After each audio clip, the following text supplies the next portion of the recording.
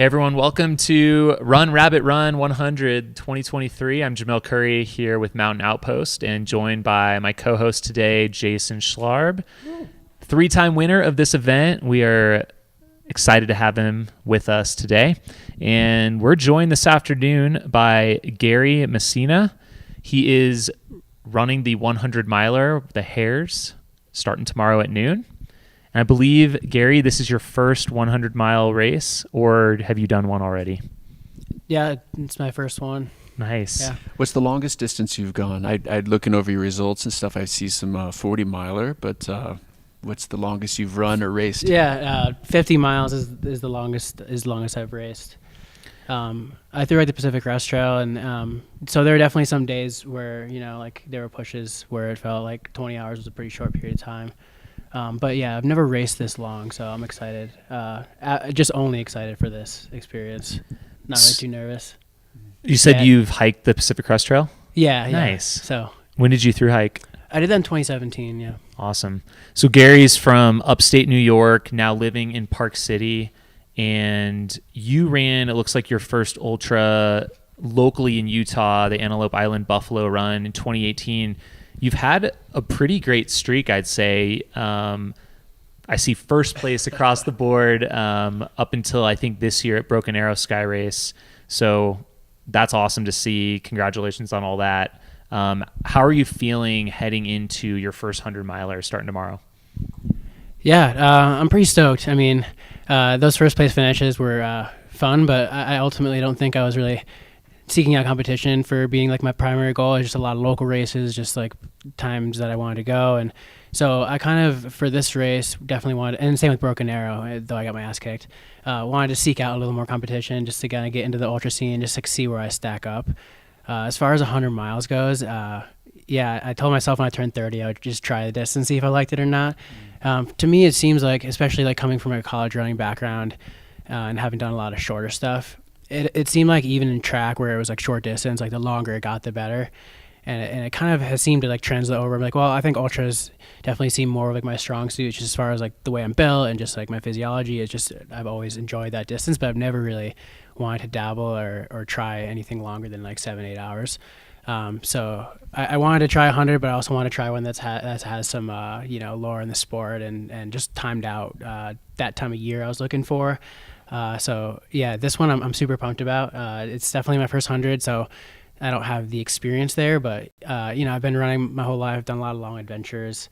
So just like the time on feet doesn't really scare me. I just want to practice and learn the lessons I'll learn out there. But I'm confident. I mean, I did the training, and it's not like you need to do 100-mile runs to get ready for a 100-mile race. You just be consistent with it, and so I'm just excited for the experience, and hopefully I don't have any like dramatic learning experiences and everything goes fairly smoothly.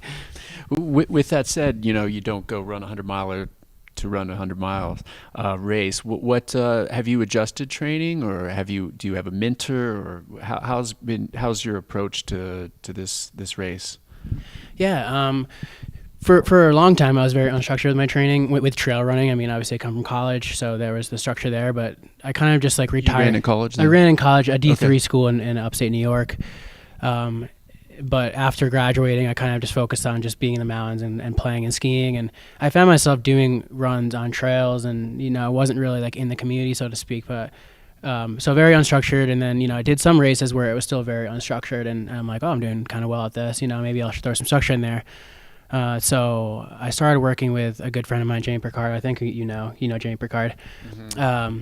He threw me some coaching and did some physical therapy for me, and we started working together for about a year or so. And then, he's given me enough resources to where, I was like, you know what, like, and I just had some other health issues come up to where I just kind of took a break from that. And then when I started plugging back in my own training, he gave me good resources from Jason Coop and all the other, like ultra running coaching, and so to me, it's been interesting kind of like working through some structure and putting in my own training, and not like super serious, but at the same time like consistent with one good workout a week and just trying to like prepare for this race. So I'm excited because this is my first time showing up confident, where it's like, not just running and just training randomly. I'm actually like showing up with there have been some structure in my training. Great.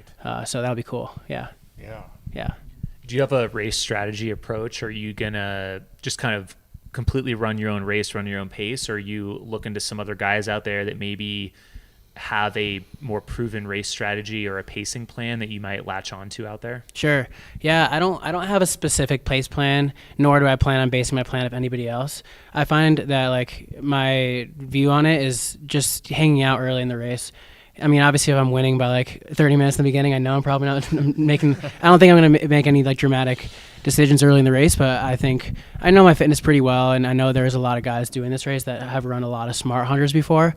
So it might be nice just to kind of like gauge early on maybe there, but you know, once it gets to a certain point in the run, I'm kind of just going to like see how I feel, take any opportunity I get, and try to like put myself in the race. You know, I don't want to let those opportunities go early. So, you know, I think a lot of people say like, oh, just your first 100, just be really conservative and just like, you know, let the race go and just finish, which I certainly have that goal, but you know, I'll be competitive at the same time, I think. So we'll see how that plays out. I don't have an exact plan, but I know that like I'll be hopefully smart. If I make any moves and blow up in the end, I'm not going to regret it. You know, I just go for it. Good. Yeah. And, you know, living in the Wasatch, Park City specifically, you know, you've got the altitude adjustment, and then having a college running background's great. Running well at these fast races. Run Rabbit Run is a fairly runnable 100-miler. So I think that you're set up well. And then also you're surrounded by people like Jimmy and Arlen and people that are legendary 100-milers. That'll be good. That's going to be great. How about long runs? Have you been doing longer long runs? What kind of volume are you doing there? Yeah, I've been trying to throw together some longer runs, not super high compared to, you know, other than the sport. I've been hanging around like 75 miles a week, getting a good 30-miler in for a good 5 weeks. So that's, great, in my opinion, all you need. I mean, going up to Broken Arrow is probably only running 40 miles a week. I've typically always done well off a lower mileage. Tried the 100-mile-a-week thing in college and just didn't feel like it did anything. I ran my fastest 10K off 60 miles a week.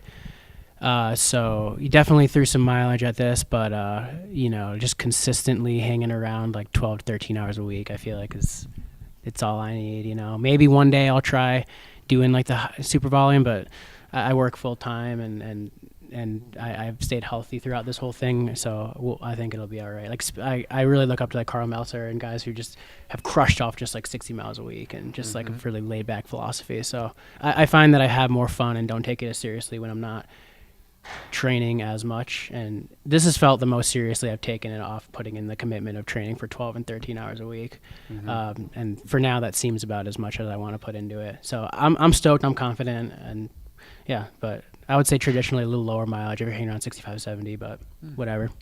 I think that's a perfect approach, and that's a great way to get into the sport sustainably, opposed to just trying to get as much volume as you possibly can. Yeah, I'm impressed. I'm really looking forward to seeing you out there do this. Thanks. Yeah, I'm pumped. Living in a ski town and skiing through the winter, are you keeping up running volume, or are you kind of just shutting it down and just focusing on ski through the winter? Yeah, I pretty much shut it down. My winter focus is just trying to have fun. So I definitely find myself going on some runs. I do a lot of backcountry skiing, so I'm definitely really fit. You know, I'll do like 20 hours a week sometimes of backcountry skiing. But I'm kind of one of those weird cases where like a lot of, you know, trail runners who spend that much time on skis are like skimo athletes, which I don't do that. I have like beefy 107 skis that are made of, you know, so I just like ski powder. So for me, it's just like time on feet.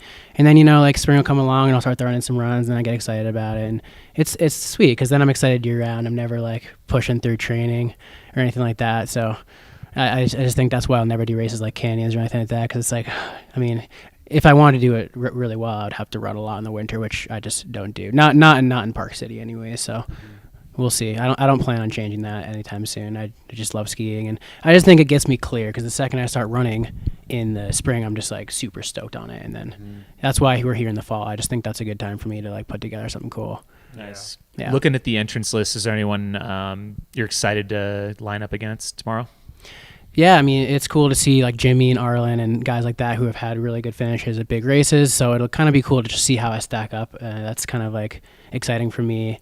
But no one in particular. I mean, I think just looking at the entrance list, there's a bunch of people I've never raced with that look just super strong, and it looks super deep, which is that in itself has me stoked for the whole thing. So yeah, it'll be a challenge to just like throw down with everybody. And yeah, it's the kind of day where it's like, oh, if I get top 5, I'm super stoked, you know, like that's the field it's in. So no one individually, but yeah, it seems like a great group of guys, and I'm sure I'll share some miles and get to know some of them more. So the only one I've run with in the field is Adam Loomis. So Okay. because he lives in Park City, and we've Right only on. yeah. Yeah, I think we got him. We'll talk to him later in the day. So Sweet. yeah. Awesome. Well, Gary, it's been great having you. Anything else you want to shout out or say to the people out there? No, but thanks for following along, and it's gonna be fun. Is there any place people can follow you if they want to learn more about you? I'm not really super active on any like social platforms, but I'm at gmessina3 on Instagram, and I'll post like once a year. So Nice. yeah. Great. Yeah, you've got all the ingredients. Have fun tomorrow. I'm excited to follow. Sweet. Thanks, guys. Yeah, All right. I'm pumped. Alrighty. Thanks.